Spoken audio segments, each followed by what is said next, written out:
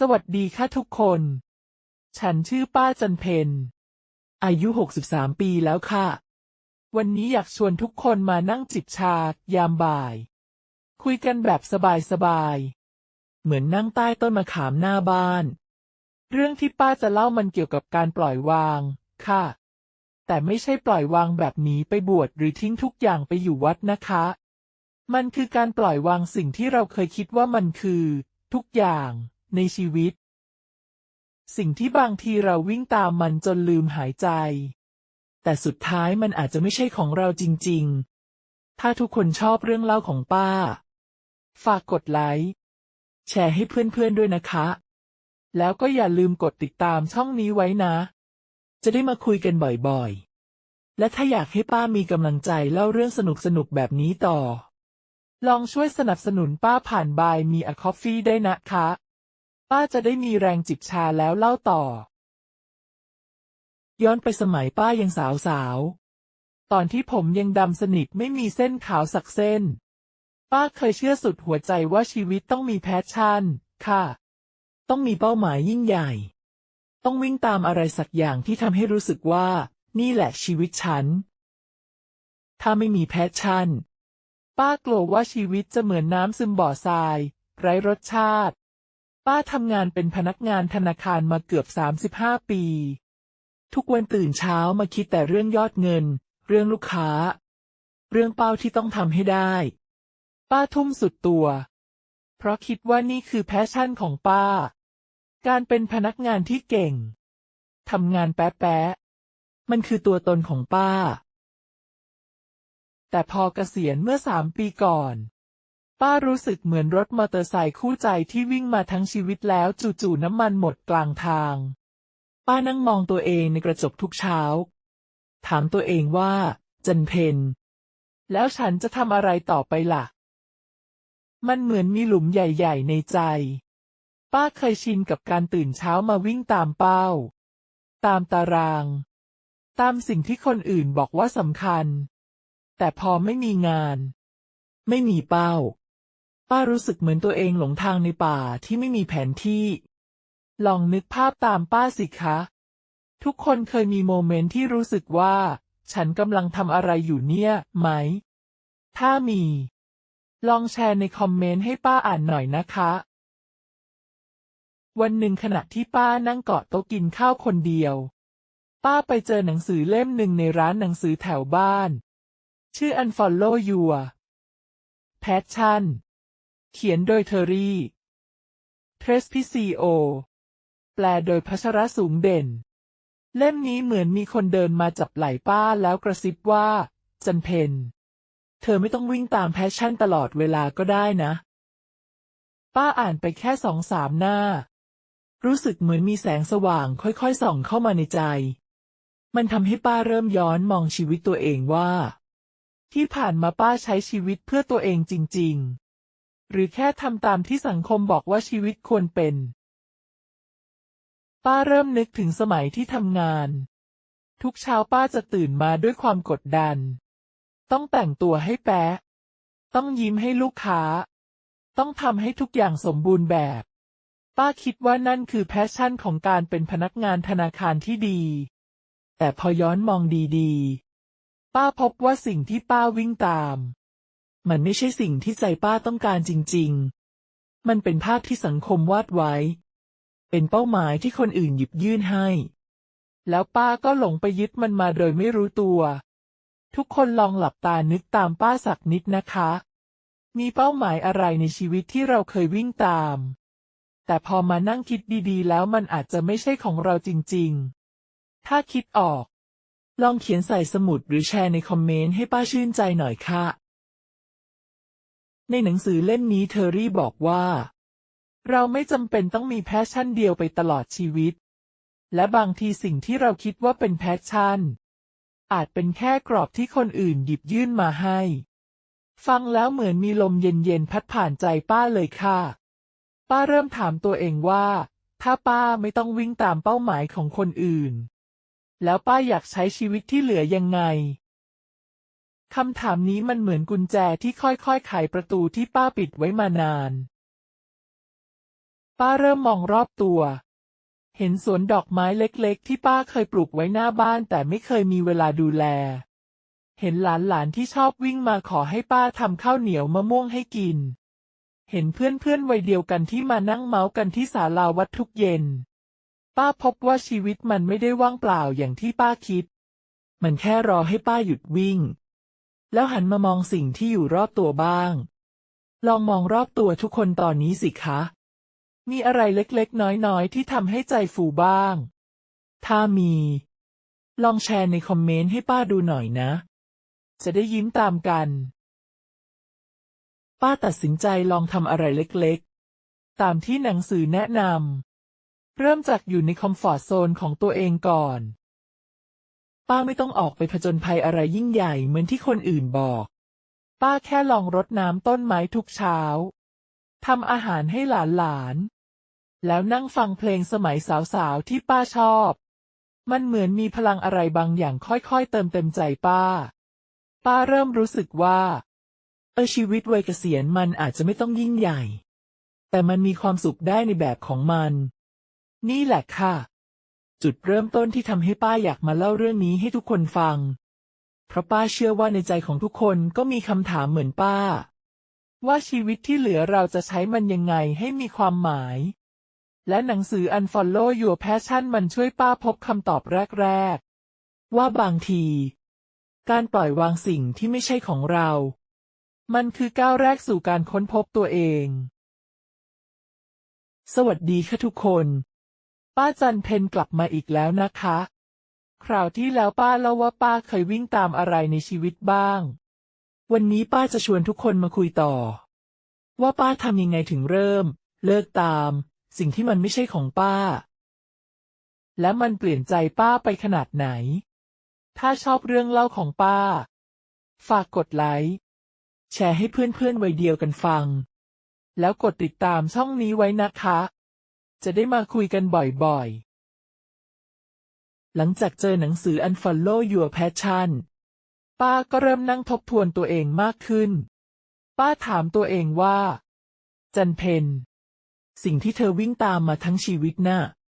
มันทำให้ใจเธอเบิกบานจริงๆหรือเปล่า ตอนแรกก็ลังเลค่ะ เพราะป้าถูกสอนมาว่าชีวิตต้องมีเป้าหมาย ต้องมีแพชชั่น ต้องเป็นคนที่ประสบความสำเร็จในสายตาคนอื่น แต่พอยิ่งคิด ป้าก็ยิ่งเห็นว่าหลายอย่างที่ป้ายึดมั่น มันเหมือนโซ่ที่มัดใจป้าไว้ มากกว่าจะเป็นปีกให้ป้าบิน สมัยทำงานธนาคาร ป้าจะเคร่งมากเรื่องความสมบูรณ์แบบ ทุกเช้าต้องแต่งตัวแป๊ะ ผมต้องเรียบกริบ ต้องยิ้มให้ลูกค้าเหมือนเป็นนางสาวไทย ป้าคิดว่านี่คือแพชชั่นของการเป็นพนักงานที่ดี แต่พอนั่งนึกดีๆ ป้าพบว่าความสมบูรณ์แบบนี้แหละที่ทำให้ป้าเหนื่อยใจ ป้าจะกังวลตลอดว่าถ้าทำอะไรผิดพลาด คนอื่นจะมองป้ายังไง หัวหน้างานจะว่ายังไง ลูกค้าจะบ่นไหม มันเหมือนป้าติดอยู่ในกรงที่ป้าสร้างขึ้นมาเอง ทุกคนเคยรู้สึกไหมคะ ว่ามีอะไรในชีวิตที่เราทำเพราะกลัวคนอื่นจะมองไม่ดี ถ้ามี ลองแชร์ในคอมเมนต์ให้ป้าอ่านหน่อยนะ ป้าอยากรู้ว่าเราเจออะไรเหมือนกันบ้าง ป้าจำได้ว่ามีวันหนึ่ง ป้านั่งอ่านหนังสือเล่มนั้นที่ระเบียงบ้าน ตอนเย็นที่ลมพัดเย็นๆ ป้าอ่านถึงส่วนที่บอกว่าแพชชั่นที่เราคิดว่าเป็นของเรา อาจเป็นแค่สิ่งที่คนอื่นหยิบยื่นมา มันเหมือนมีคนจุดไฟฉายส่องใจป้าเลยค่ะ ป้าถามตัวเองว่า ถ้าป้าไม่ต้องเป็นพนักงานธนาคารที่สมบูรณ์แบบ แล้วป้าอยากเป็นอะไร คำถามนี้มันหนักนะคะ เพราะป้าใช้เวลา35 ปีในการเป็นพนักงานจันเพ็ญ จนลืมไปแล้วว่าป้าจันเพ็ญที่เป็นตัวจริงอยากทำอะไร ป้าตัดสินใจลองทำอะไรที่ดูง่ายๆ แต่สำหรับป้าแล้วมันเหมือนปฏิวัติตัวเอง ป้าลองหยุดแต่งตัวแป๊ะๆทุกวัน วันหนึ่งป้าใส่เสื้อลายดอกเก่าๆ ที่ป้าชอบสมัยสาวๆ ออกไปซื้อของที่ตลาด เพื่อนบ้านทักว่า จันเพ็ญ วันนี้ดูสดใสจังป้ารู้สึกเหมือนใจมันเบาขึ้นนิดหนึ่งมันเหมือนป้าเริ่มปล่อยวางภาพที่ป้าพยายามรักษาไว้ป้าบอกตัวเองว่าจันเพ็ญเธอไม่ต้องเป็นนางสาวธนาคารทุกวันก็ได้นะลองนึกดูสิคะทุกคนมีอะไรที่อยากลองทำแต่กลัวคนอื่นจะมองแปลกๆไหมถ้ามีลองแชร์ในคอมเมนต์ให้ป้าชื่นใจหน่อยค่ะป้าจะได้ไปเป็นกำลังใจให้การเลิกตามเป้าหมายที่ไม่ใช่ของป้ามันไม่ใช่เรื่องง่ายเลยค่ะเพราะป้าต้องเผชิญหน้ากับความกลัวว่าถ้าป้าไม่วิ่งตามเป้าเหมือนคนอื่นแล้วป้าจะเป็นใครป้าจะมีค่าในสายตาคนอื่นหรือเปล่าแต่หนังสือเล่มนั้นสอนป้าว่าคุณค่าของเราไม่ได้อยู่ที่เป้าหมายที่เราวิ่งตามแต่อยู่ที่ว่าเราใช้ชีวิตในแบบที่ใจเราต้องการหรือเปล่าป้าจึงลองถามตัวเองต่อว่าอะไรที่ทำให้ใจป้าสบายคำตอบมันง่ายมากๆค่ะป้าชอบนั่งดูต้นไม้ที่ป้าปลูกชอบทำข้าวเหนียวมะม่วงให้หลานชอบนั่งเมากับเพื่อนที่ศาลาวัดตอนเย็นป้าตัดสินใจให้เวลากับสิ่งเหล่านี้มากขึ้นป้าเริ่มรดน้ำต้นไม้ทุกเช้าฟังเสียงนกที่บินมาเกาะต้นมะม่วงหน้าบ้านป้าทำอาหารให้หลานแล้วนั่งดูหลานกินอย่างอร่อยมันเหมือนมีลมเย็นๆพัดผ่านใจป้าพบว่าความสุขมันไม่ได้อยู่ในยอดเงินหรือรางวัลจากที่ทำงานแต่มันอยู่ในโมเมนต์เล็กๆที่ป้าเลือกเองทุกคนลองนึกถึงโมเมนต์เล็กๆที่ทำให้ใจฟูในชีวิตตอนนี้สิคะถ้ามีลองแชร์ในคอมเมนต์ให้ป้าดูหน่อยนะป้าจะได้ยิ้มตามทุกคนการเลิกตามเป้าหมายที่ไม่ใช่ของป้ามันเหมือนการถอนหญ้าที่รกในสวนใจป้าต้องค่อยๆดึงสิ่งที่ไม่จำเป็นออกไปทีละนิดป้ามีวันหนึ่งที่เกือบจะกลับไปยึดติดกับเป้าเก่าๆอีกป้าคิดอยากสมัครงานพาร์ทไทม์ที่ธนาคารเพราะกลัวว่าถ้าป้าไม่ทำงานป้าจะไร้ค่าแต่พอป้านั่งคุยกับเพื่อนที่ศาลาวัดเพื่อนบอกว่าจันเพ็ญเธอมีความสุขกับการทำอาหารให้หลานไม่ใช่เหรอทำไมต้องไปวิ่งตามอะไรที่ทำให้ใจหนักอีกล่ะป้าฟังแล้วอึ้งเลยค่ะมันเหมือนมีคนตบไหล่ให้ป้าตื่นป้าตัดสินใจว่าป้าจะไม่กลับไปวิ่งตามเป้าหมายที่ทำให้ใจป้าหนักอีกแล้วป้าจะเลือกสิ่งที่ทำให้ป้ารู้สึกเป็นตัวเองสิ่งที่ทำให้ป้าตื่นมาแล้วยิ้มได้โดยไม่ต้องฝืนและนั่นคือจุดที่ป้ารู้สึกว่าป้ากำลังก้าวไปสู่อิสรภาพในแบบของป้าถ้าทุกคนรู้สึกว่าการเลิกตามเป้าหมายที่ไม่ใช่ของตัวเองมันน่าสนใจฝากกดไลค์แชร์เรื่องนี้ให้เพื่อนฟังแล้วก็กดติดตามช่องนี้ไว้นะคะป้าจะได้มาเล่าต่อว่าป้าค้นพบอะไรใหม่ๆในชีวิตหลังจากปล่อยวางทุกคนอยากลองปล่อยวางอะไรในชีวิตบ้างคะลองแชร์ในคอมเมนต์ให้ป้าดูหน่อยนะป้าจะได้ไปส่งกำลังใจให้ทุกคนสวัสดีค่ะทุกคนป้าจันเพ็ญกลับมาแล้วนะคะคราวที่แล้วป้าเล่าว่าป้าเริ่มเลิกวิ่งตามเป้าหมายที่ไม่ใช่ของตัวเองอย่างความสมบูรณ์แบบที่เคยมัดใจป้าไว้วันนี้ป้าจะชวนทุกคนมาคุยต่อว่าหลังจากปล่อยวางแล้วป้าเริ่มค้นพบอะไรที่ทำให้ใจป้าสบายและเบิกบานบ้างถ้าชอบเรื่องเล่าของป้าฝากกดไลค์แชร์ให้เพื่อนวัยเดียวกันฟังแล้วกดติดตามช่องนี้ไว้นะคะจะได้มาคุยกันเรื่อยๆหลังจากที่ป้าตัดสินใจหยุดวิ่งตามเป้าที่ทำให้ใจหนักป้าก็รู้สึกเหมือนมีพื้นที่ว่างในใจเพิ่มขึ้นมันเหมือนสวนหน้าบ้านที่เพิ่งถอนหญ้ารกออกแล้วเริ่มเห็นดินที่พร้อมให้ปลูกอะไรใหม่ป้าถามตัวเองว่าจันเพ็ญถ้าไม่ต้องวิ่งตามสิ่งที่คนอื่นบอกว่าเจ๋งแล้วใจเธออยากทำอะไรคำถามนี้มันเหมือนลมเย็นๆที่พัดมาทำให้ป้าเริ่มมองหาสิ่งที่เคยทำให้ป้ายิ้มได้ในอดีตป้าจำได้ว่าสมัยสาวๆป้าชอบวาดรูปค่ะตอนนั้นป้าจะนั่งขีดเขียนรูปดอกไม้บ้าน หรือบางทีก็วาดหน้าหลานๆด้วยดินสอสี แต่พอเริ่มทำงานธนาคาร ป้าก็วางดินสอลง เพราะคิดว่ามันไม่สำคัญเท่ากับงานที่ต้องทำแปะทุกวัน พอเกษียณ ป้าลองหยิบกล่องดินสอสีเก่าๆที่เก็บไว้ในตู้มาเปิดดู มันเหมือนเจอเพื่อนเก่าที่หายไปนาน ป้าลองวาดรูปดอกชบาในสวนหน้าบ้าน ผลออกมาไม่สวยเหมือนสมัยก่อนหรอกค่ะ แต่ป้ารู้สึกเหมือนใจมันเต้นแรงขึ้นนิดนึง ทุกคนเคยมีงานอดิเรกหรืออะไรที่เคยรักตอนวัยรุ่น แต่ทิ้งไว้เพราะชีวิตพาไปทางอื่นไหมคะ ลองแชร์ในคอมเมนต์ให้ป้าอ่านหน่อยนะ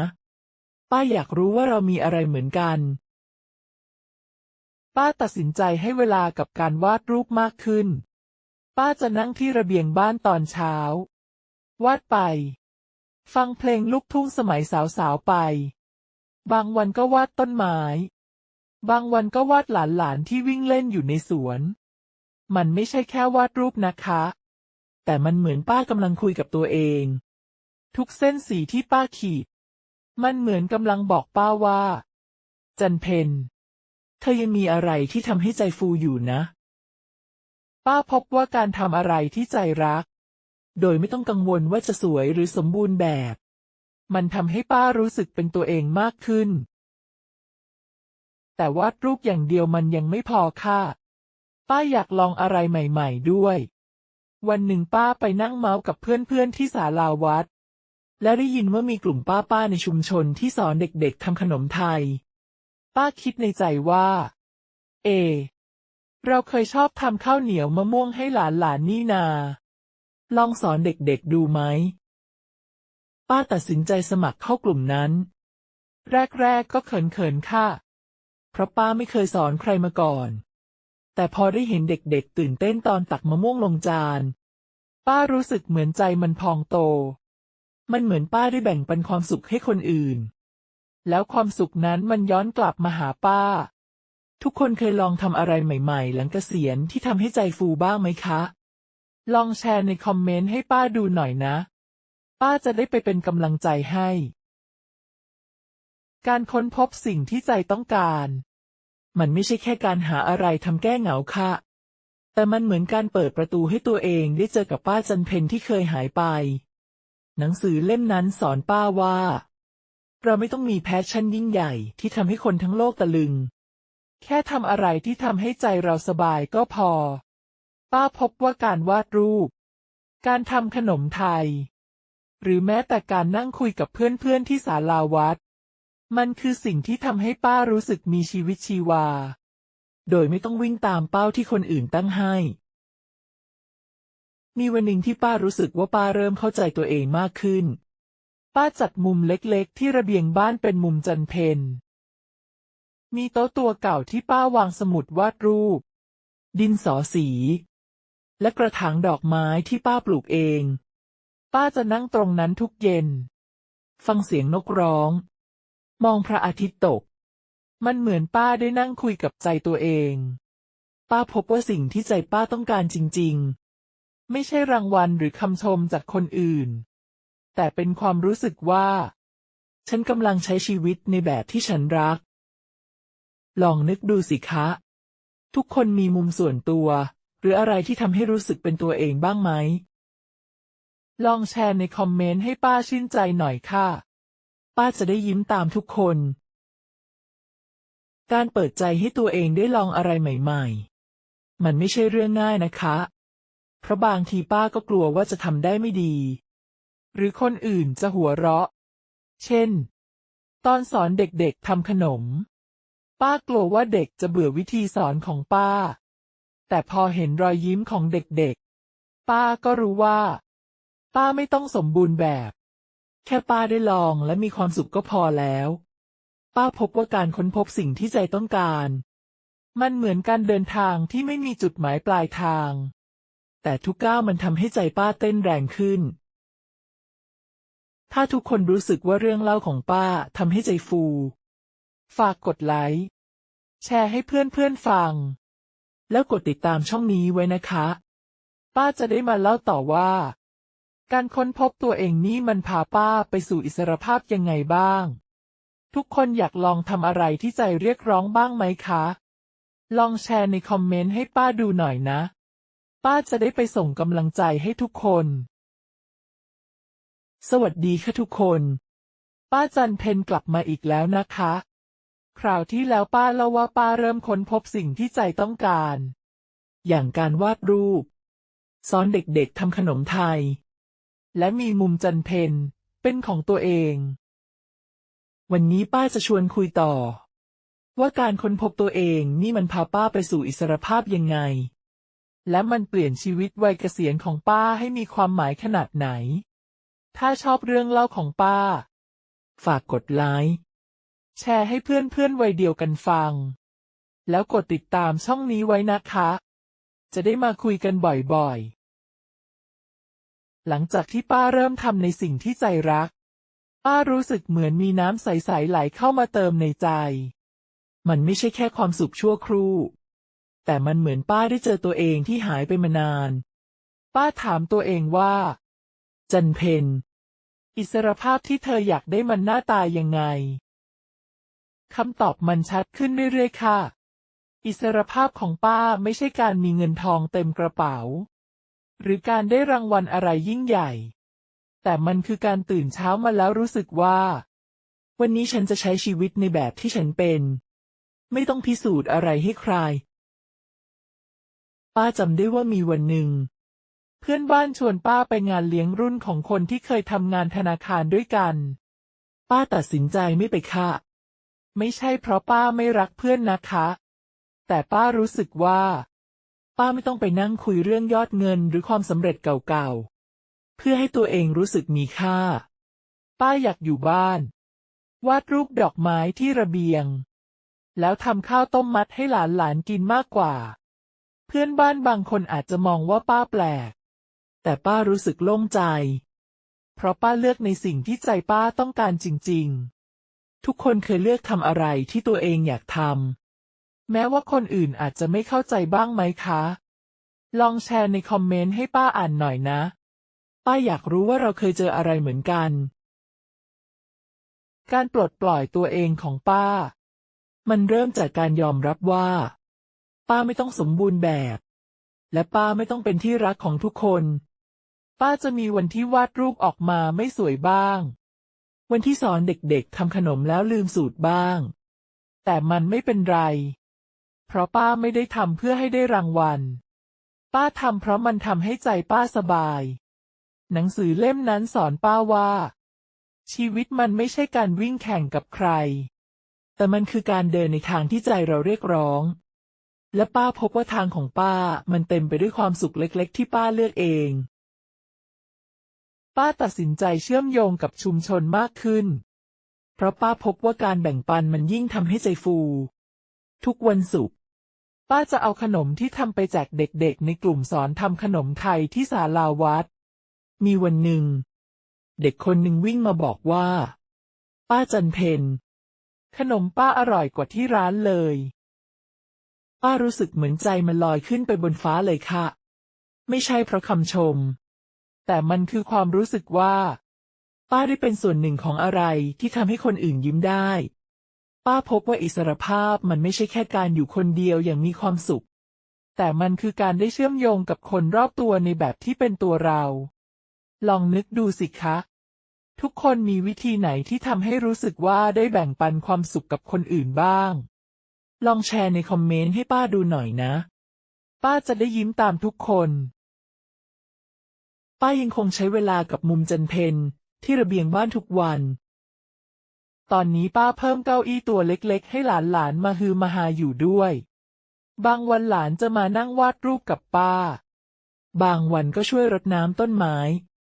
มันเหมือนป้าได้สร้างโลกเล็กๆที่เต็มไปด้วยความรักและความเป็นตัวเอง ป้าพบว่าการใช้ชีวิตในแบบที่ใจต้องการ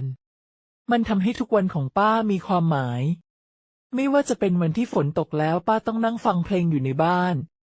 หรือวันที่แดดดีแล้วป้าพาเด็กๆไปเก็บใบเตยที่สวนหลังวัด มีวันหนึ่งที่ป้ารู้สึกว่าป้าเข้าใจคำว่า อิสรภาพจริงๆ ป้านั่งมองรูปวาดที่ป้าแขวนไว้ที่ฝาบ้าน มันเป็นรูปต้นมะม่วงหน้าบ้านที่ป้าวาดตอนเริ่มกลับมาถือดินสอสีใหม่ๆรูปนั้นไม่สมบูรณ์แบบ เส้นมันเบี้ยวๆสีมันเลอะนิดหน่อยแต่ป้ามองมันแล้วยิ้มเพราะมันคือป้าจันเพ็ญที่กล้าจะเป็นตัวเองป้าพบว่าอิสรภาพมันคือการที่เราไม่ต้องกลัวว่าจะผิดพลาดไม่ต้องวิ่งตามความคาดหวังของคนอื่นแค่ได้ตื่นมาแล้วรู้สึกว่าวันนี้ฉันจะเป็นฉันก็พอแล้ว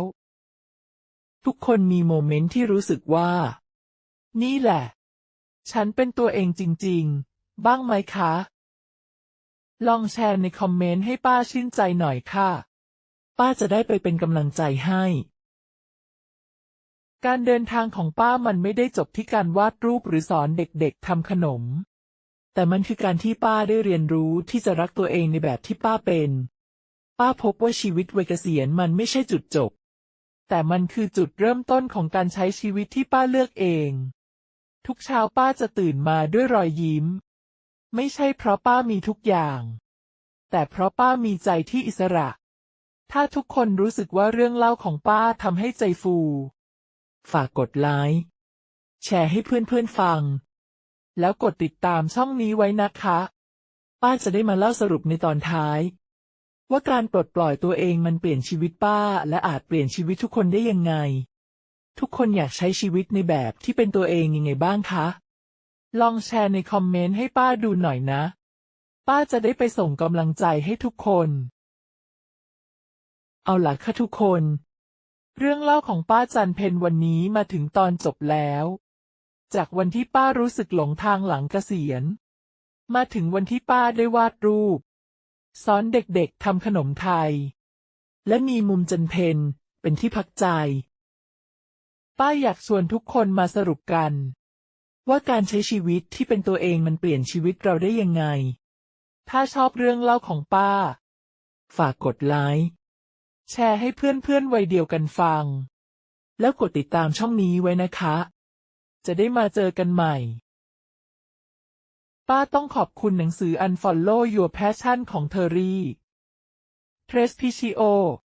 แปลโดยพัชระสูงเด่นสำนักพิมพ์แซลมอนบุ๊กค่ะเล่มนี้เหมือนเพื่อนที่มาจับมือป้าบอกว่าจันเพ็ญ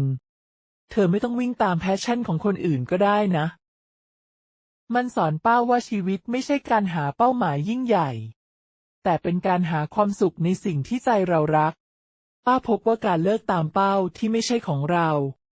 การเปิดใจลองสิ่งใหม่ๆและการยอมรับตัวเองในแบบที่เราเป็นมันคือกุญแจสู่อิสรภาพที่แท้จริงทุกเช้าตอนนี้ป้าตื่นมาด้วยรอยยิ้มไม่ใช่เพราะป้ามีทุกอย่างแต่เพราะป้ารู้ว่าป้าสามารถเลือกได้เลือกที่จะวาดรูปแม้ว่าเส้นจะเบี้ยวเลือกที่จะหัวเราะเมื่อข้าวเหนียวมะม่วงเละเลือกที่จะนั่งฟังเสียงนกที่ระเบียงป้าพบว่าชีวิตวัยเกษียณมันไม่ใช่จุดจบแต่มันคือจุดเริ่มต้นของการเป็นตัวเองทุกคนลองนึกดูสิคะอะไรในชีวิตที่ทำให้คุณรู้สึกว่านี่แหละฉันเป็นฉันจริงๆถ้ามีลองแชร์ในคอมเมนต์ให้ป้าดูหน่อยนะป้าจะได้ยิ้มตามทุกคนป้าอยากชวนทุกคนให้ลองก้าวเล็กๆเหมือนที่ป้าทำไม่ต้องเปลี่ยนทั้งชีวิตในวันเดียวอาจจะเริ่มจากหยิบงานอดิเรกเก่ามาทำใหม่หรือลองทำอะไรที่เคยกลัวว่าจะไม่ดีพอป้าพบว่าทุกก้าวที่เราเลือกตามใจตัวเองมันเหมือนการรดน้ำต้นไม้ในใจมันจะค่อยๆเติบโตจนกลายเป็นสวนที่เต็มไปด้วยความสุขลองนึกถึงก้าวเล็กๆที่คุณอยากลองทำดูสิคะอะไรที่ใจคุณเรียกร้องอยู่ลองแชร์ในคอมเมนต์ให้ป้าชื่นใจหน่อยค่ะป้าจะได้ไปส่งกำลังใจให้ถ้าทุกคนรู้สึกว่าเรื่องเล่าของป้าทำให้ใจฟูฝากกดไลค์แชร์ให้เพื่อนๆฟังแล้วกดติดตามช่องนี้ไว้นะคะและถ้าอยากให้ป้ามีกำลังใจเล่าเรื่องสนุกๆแบบนี้ต่อลองช่วยสนับสนุนป้าผ่าน Buy Me a Coffee ได้นะคะป้าจะได้มีแรงจิบชาแล้วเล่าต่อป้าอยากให้ทุกคนลองถามตัวเองว่าถ้าฉันไม่ต้องวิ่งตามใครฉันอยากใช้ชีวิตยังไง ลองแชร์คำตอบในคอมเมนต์ให้ป้าดูนะคะ ป้าจะรออ่าน ขอบคุณที่อยู่ด้วยกันจนจบเรื่องเล่านี้ หวังว่าทุกคนจะได้ค้นพบตัวเองเช่นกัน สวัสดีค่ะ